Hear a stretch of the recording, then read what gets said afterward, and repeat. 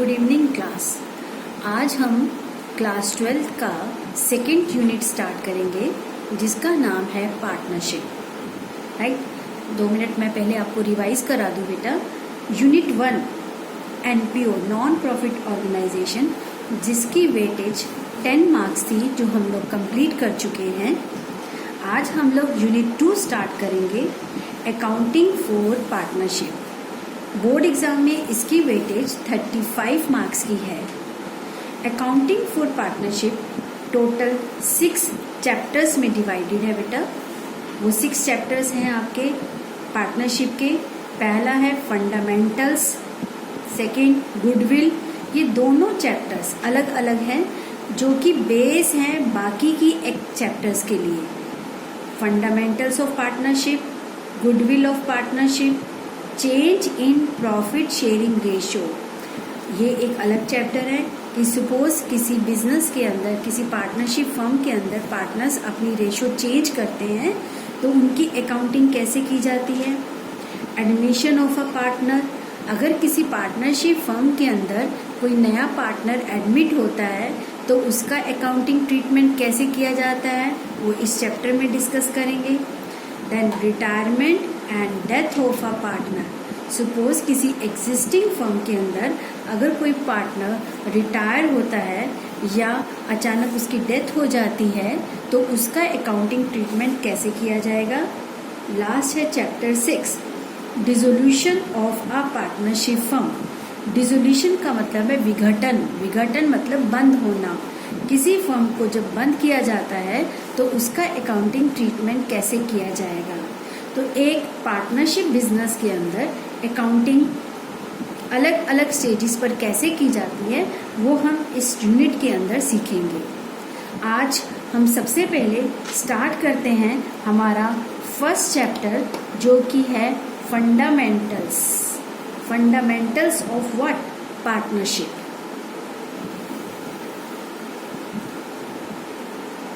Fundamentals of partnership जो कि हमारा फर्स्ट चैप्टर है अकाउंटिंग फॉर पार्टनरशिप का। राइट, फंडामेंटल्स ऑफ पार्टनरशिप समझाने से पहले बेटा मैं आपको बता दूं कि क्लास 11th में मैंने सेकेंड चैप्टर में इसको बहुत डिटेल में आपको समझाया था बिजनेस स्टडीज के अंदर, और जिसका सेकेंड चैप्टर था फॉर्म्स ऑफ बिजनेस, जहां मैंने आपको बताया भी था कि बेटा इस चैप्टर को ध्यान से पढ़ना है क्योंकि थ्योरी इसकी 11th में है और प्रैक्टिकल पार्ट हम 12th में करेंगे।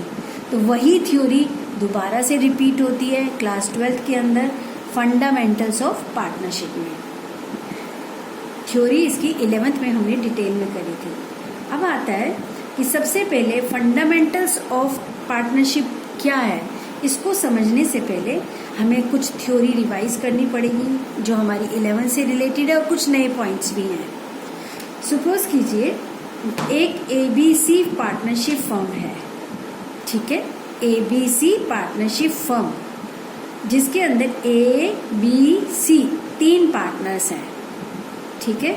अब इस चीज को हम दिमाग में रखते हुए एक स्टेप बाय स्टेप इसके कुछ टॉपिक्स डिस्कस करेंगे। सबसे पहला आता है डिफाइन पार्टनरशिप। पार्टनरशिप क्या है उसको डिफाइन करो। इंडियन पार्टनरशिप एक्ट 1932 सेक्शन 4, आप जानते हैं कि पार्टनरशिप बिजनेस के लिए पार्टनरशिप एक्ट 1932 अप्लाई किया जाता है, जिसके सेक्शन 44 में पार्टनरशिप की डेफिनेशन कुछ इस प्रकार है। Partnership is the relation between persons. Partnership एक समझौता है, रिलेशन है बिटवीन पर्सन्स, उन लोगों में who have agreed to share the profits of a business, जो सहमत हुए हैं, who have agreed to share the profits of a business carried on by all, जो किसी बिजनेस के प्रॉफिट्स को शेयर करने के लिए सहमत हुए हैं, जो कि चलाया जाएगा by all, carried on by all, या any of them acting for all, या कोई एक सबके बिहाफ पर काम करेगा। ये एक प्रॉपर डेफिनेशन है बेटा। डिफाइन डेफिनेशन को हमें इन्हीं वर्ड्स में लिखना होता है क्योंकि ये एक एक्ट की लैंग्वेज है।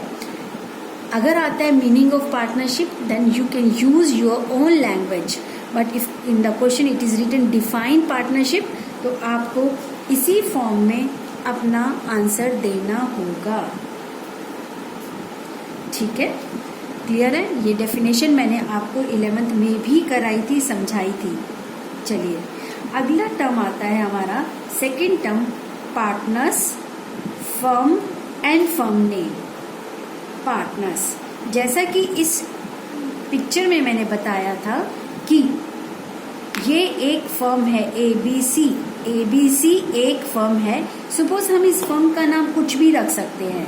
ठीक है, हमने इसका नाम रख दिया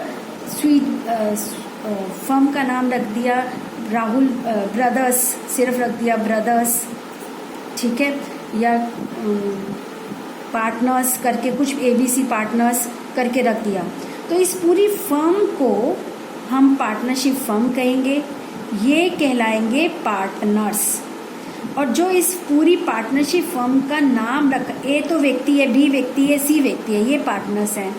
ये एक बिजनेस जो मिलकर चला रहे हैं, इसका हम कुछ भी नाम रखते हैं, जो नाम है वो फर्म नेम कहलाता है। राइट? तो हम एक चीज याद रखें कि पार्टनर्स होते हैं व्यक्ति जो पार्टनरशिप फर्म को चलाते हैं।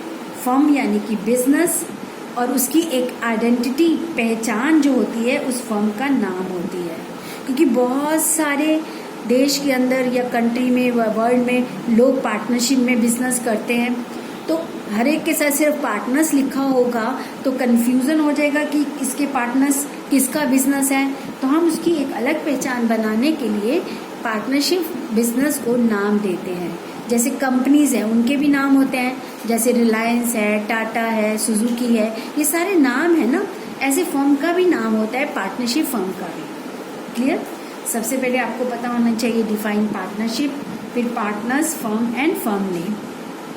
नेक्स्ट आता है nature of partnership. This is most important. Partnership की नेचर, प्रकृति कैसे होती है, इसके नेचर को समझने के लिए बेटा हम इसके दो पॉइंट ऑफ व्यू से समझेंगे। पहला है अकाउंटिंग पॉइंट ऑफ व्यू, दूसरा है legal point of view. Right? Accounting point of view, accounting जब हम करते हैं तो आपको याद होगा 11th में separate legal entity, separate entity. Accounting point of view से पार्टनर्स और पार्टनरशिप फर्म सेपरेट एंटिटी रखती है, मतलब अलग अस्तित्व रखता है। कौन? पार्टनरशिप फर्म और partners accounting point of view से एक अलग अस्तित्व रखा जाता है।